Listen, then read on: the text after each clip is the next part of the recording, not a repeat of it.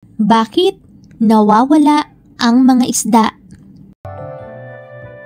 Araw ng Sabado, walang pasok sa eskwela.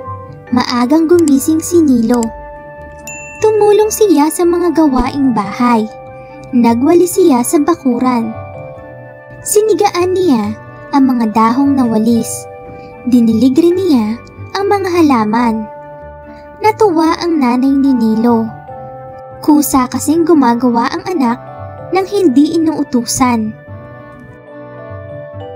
Maglinis ka ng kamay mo, anak.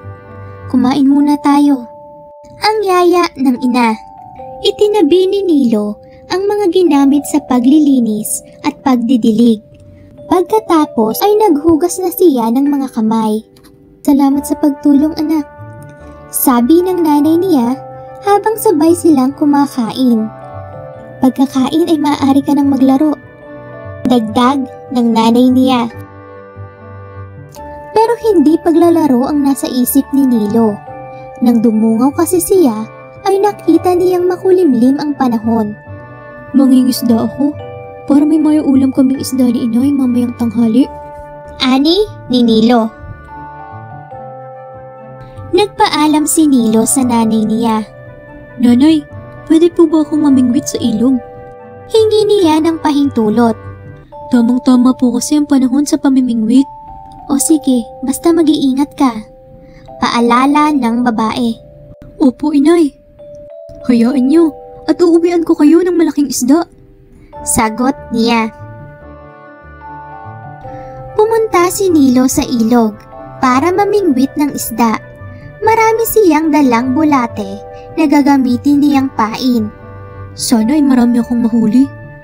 Wika niya sa sarili habang nilalagyan ng pain ang kanyang mga bingwit.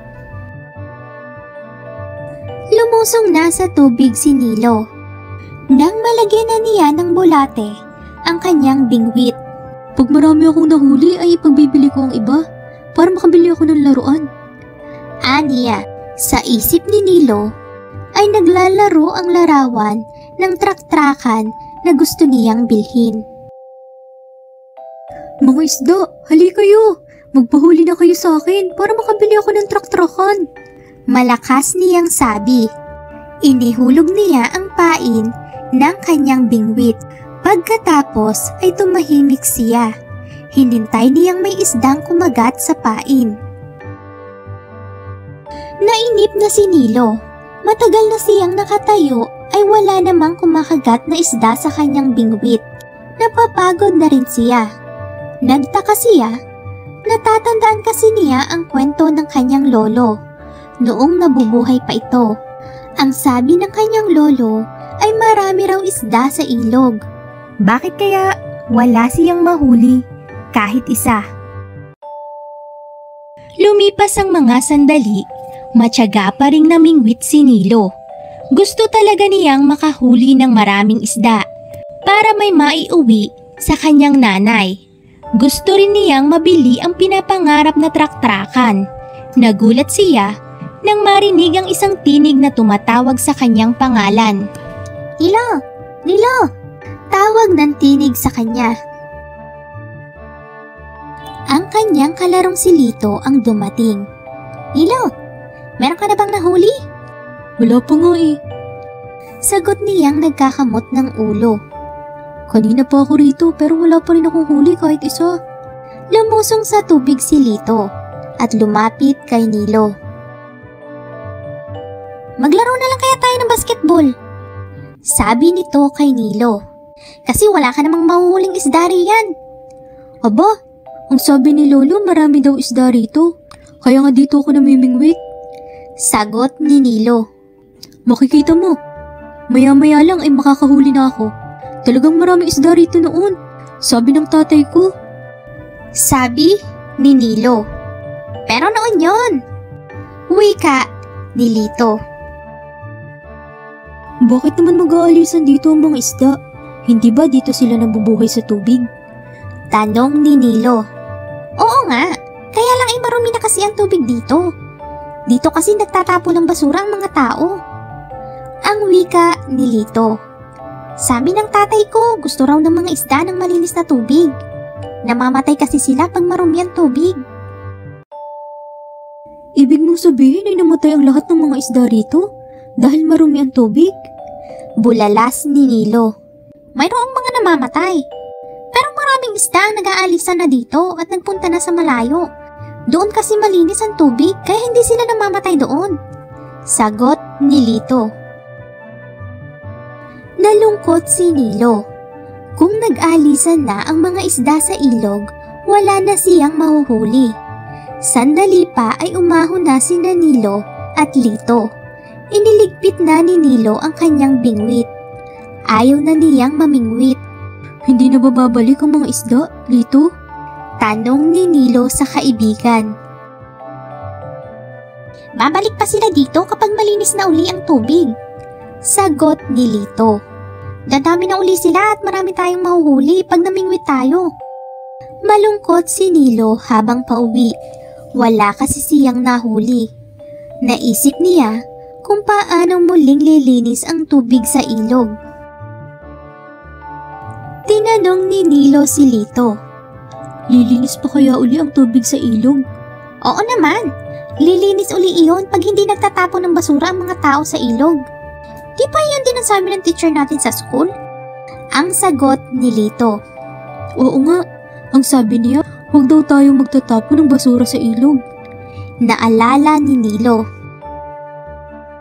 Gusto kong magbalik ang mga isda sa ilog. Sabi ni Nilo. Gusto kong dumami sila doon para kapag may mga batang namingwit ay mayroon silang mahuhuli. Sasabihin ko sa nanay ko na huwag magtatapon ng basura sa ilog. Tumango si Lito. Ako rin, sasabihin ko rin sa nanay ko.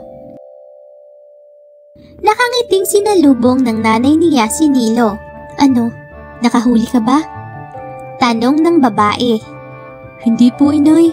Wala na po kasing isda sa ilog. Ang malungkot niyang sabi. Marumi na po kasi ang ilog. Tapunan na kasi ng mga basura ang ilog. Sabi ng nanay niya. Huwag na po tayong magtatapon ng dumi sa ilog, inay. Ang wika ni Nilo. Sabihin din natin sa mga kapitbahay na iwasan na rin nilang magtapon ng basura sa ilog. Nang dumating ang kanyang tatay ay kinausap rin ito ni Nilo. Sana po ay makatulong tayo para muling bumalik ang mga isda sa ilog. Sabi niya sa ama. Sa tulong ng kanilang mga magulang ay nagtayo ng grupo sina Nilo at Lito para mapangalagaan ang ilog. Nagtulong-tulong ang buong barangay upang linisin iyon. Naglagay rin sila ng mga karatula na bawal ang pagtatapon ng basura doon.